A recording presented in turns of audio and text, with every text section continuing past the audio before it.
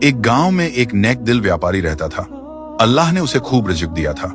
उसका उसूल था कि गांव का कोई गरीब या मोहताज उसके दरवाजे से खाली न लौटे। लेकिन उसकी बीवी को यह सब पसंद न था। एक दिन वह बोली, अगर तुम यूं ही दौलत लुटाते रहे तो एक दिन हम भी उन्हीं की तरह भूखे नंगे हो जाएंगे।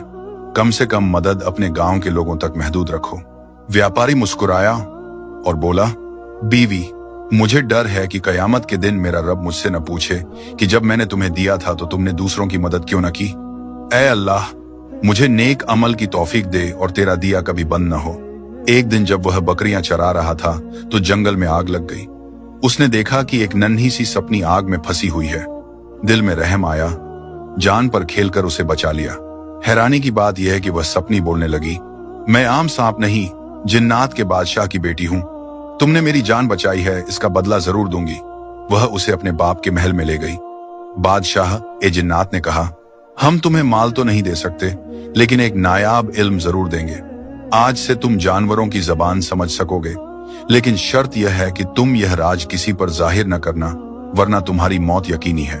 घर वापस आते हुए वह एक झील के पास से गुजरा। वहां दो मछलियां आपस में बातें कर रही थी। एक बोली, अच्छा हुआ दरमियान वाले कदीम संदूक ने हमें बचा लिया, वरना वह बड़ी मछली हमें खा जाती। यह सुनकर व्यापारी को यकीन हो गया कि जिन्नात वाली बात सच थी। वह फौरन झील में उतरा, संदूक निकाला, तोड़कर खोला। अंदर लाल जवाहिरात और चमकते हुए हीरे थे। उसने सिर्फ उतना लिया जितनी जरूरत थी, बाकी दफन कर दिया। घर जाकर बीवी को बताया, मैंने हमेशा गरीबों का हक दिया है और अल्लाह ने मुझे इसका कई गुना लौटा दिया। व्यापारी ने फैसला किया कि गरीबों के लिए एक पनाहगाह बनाएगा।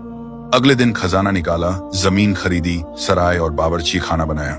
लोग आते, खाते, जरूरत का सामान लेते। कई खानदान खुशहाल हो गए।